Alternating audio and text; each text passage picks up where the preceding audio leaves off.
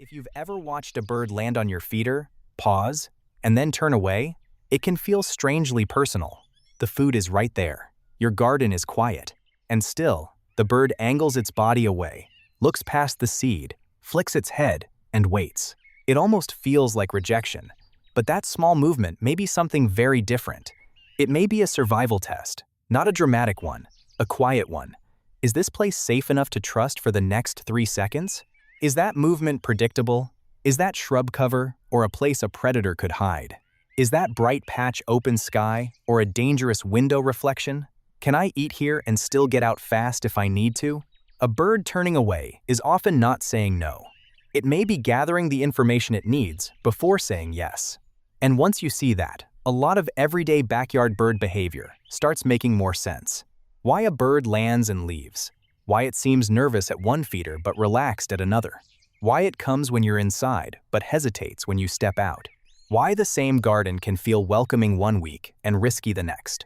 So in this video, I want to show you what that turning away behavior may really mean, what the bird is likely responding to, and how a few thoughtful changes can make your garden, balcony, or feeding space feel calmer and safer to wild birds. Because sometimes the bird that looks uninterested is actually paying very close attention. You've probably seen the moment. A finch lands on the perch but doesn't feed right away.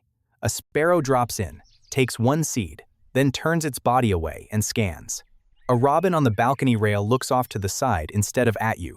A tit or chickadee grabs food and immediately angles toward nearby cover.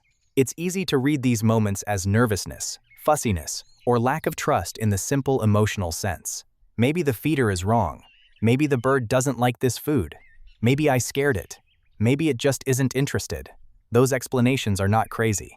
Sometimes the food is stale. Sometimes you did startle the bird.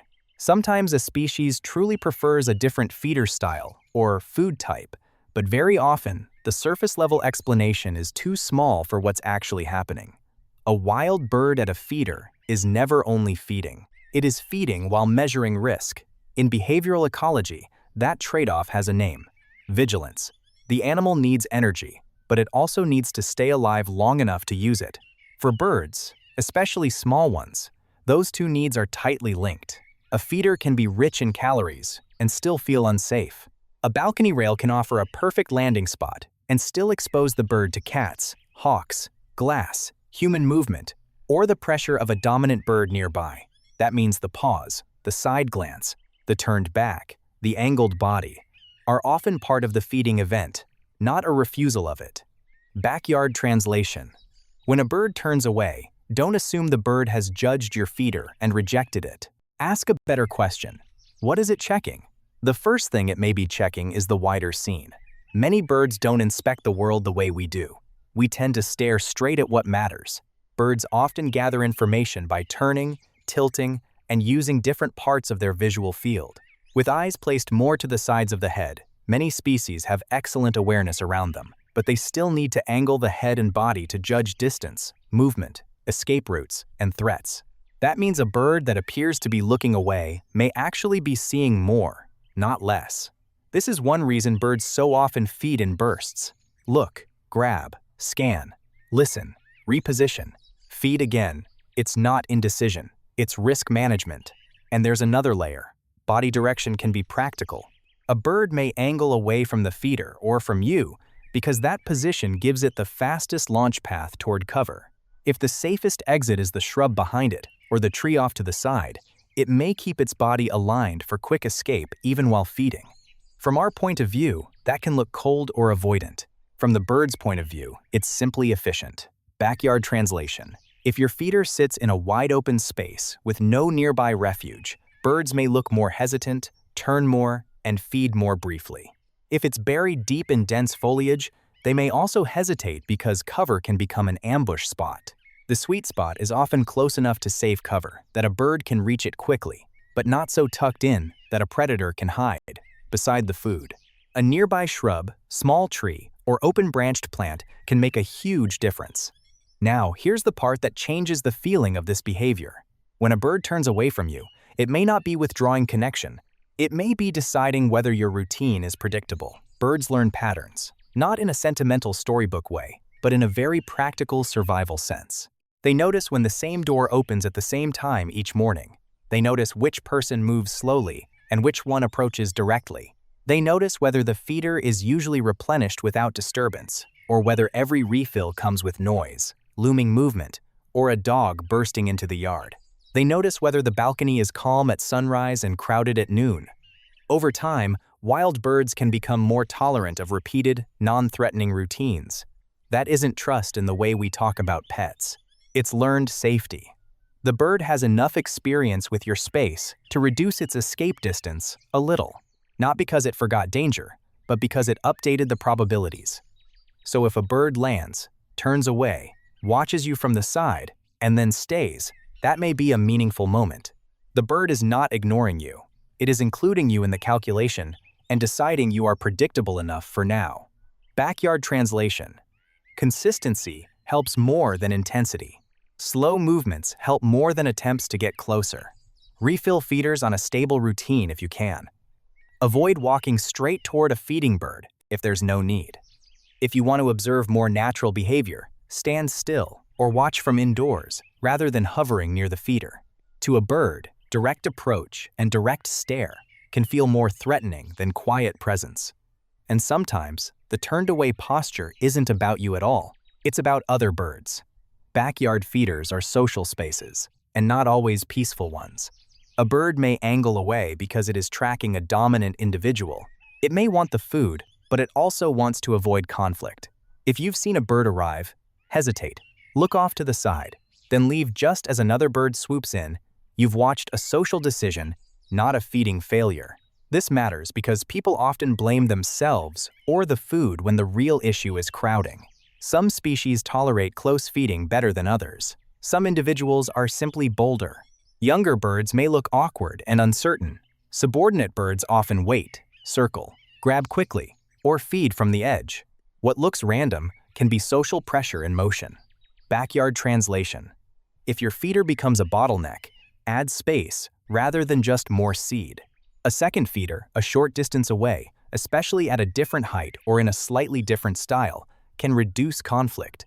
That gives cautious birds more options and lets you see behavior that gets hidden when one dominant bird controls the best spot.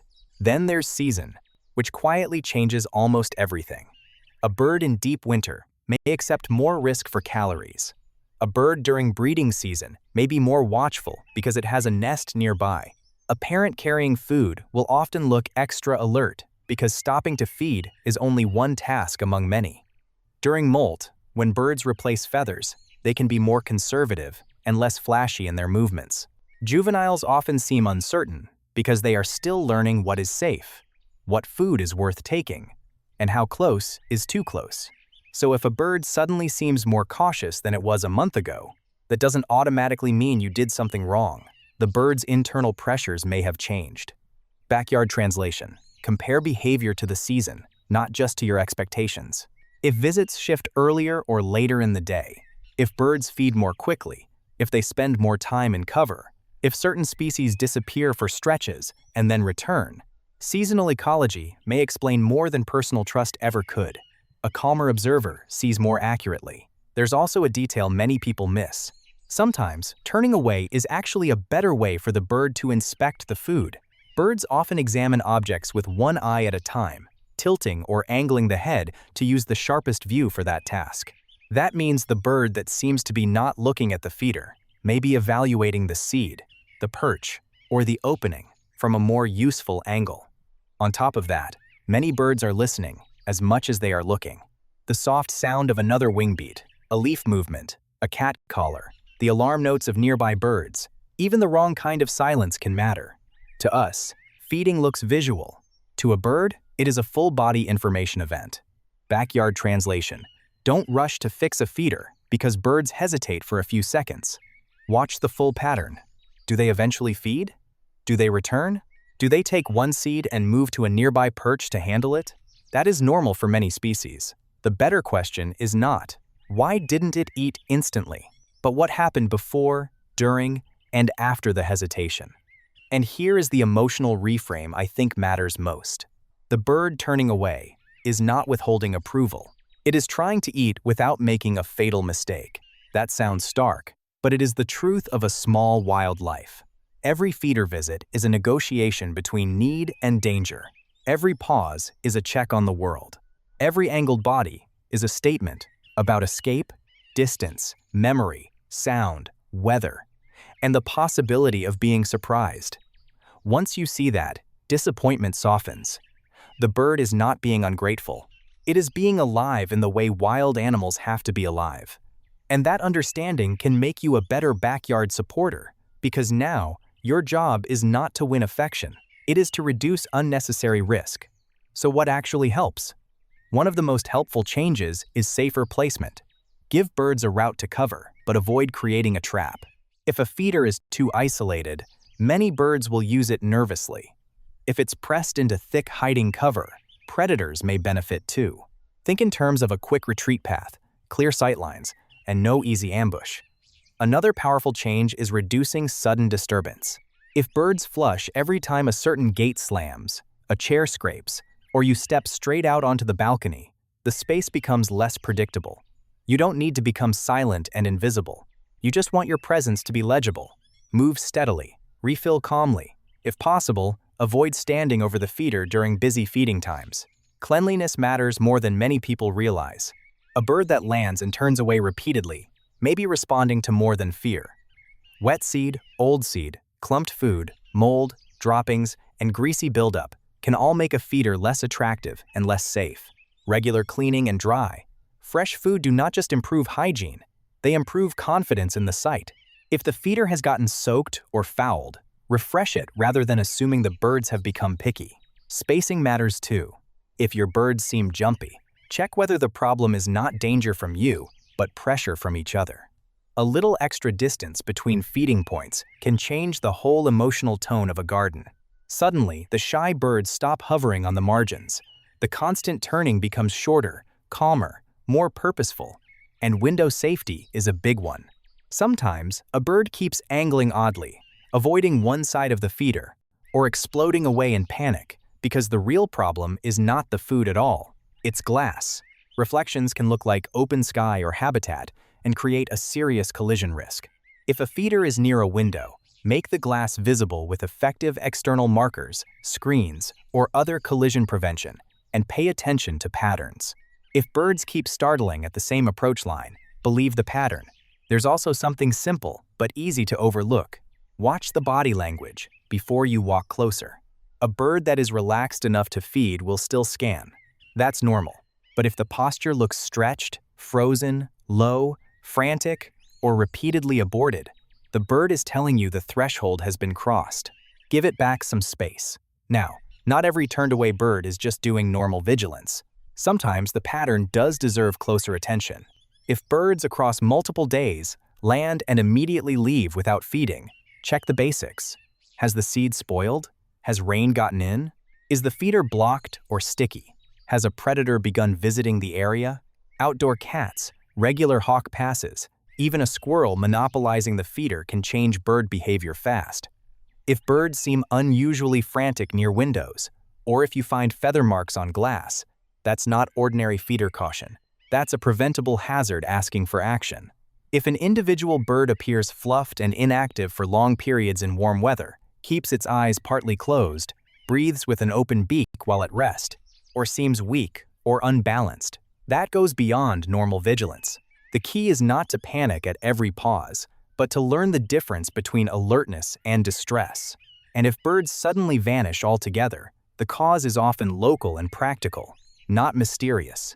A predator may be nearby. Natural food may have become abundant elsewhere. The weather may have shifted. A tree may have changed visibility. Your routine may have changed more than you realized. That is why observation over time is so valuable. One moment can mislead you. A pattern teaches you. This is really the deeper invitation hidden inside that small turned-away movement. Backyard birding gets richer when we stop asking only, "Does the bird like my feeder?" and start asking, "How does this space feel to a wild animal right now?" That question is humbler. It is also more powerful, because the answer lives in details, in the angle of a perch, the distance to shelter, the timing of your movements, the freshness of the seed, the tension between two birds, the glare on a window, the shift from winter hunger to spring caution, the memory of what happened here yesterday. And when you respond to those details, birds often respond too, not always by becoming fearless. That's not the goal. The goal is not to make wild birds less wild. The goal is to make your space more legible, less hazardous, and more worth using.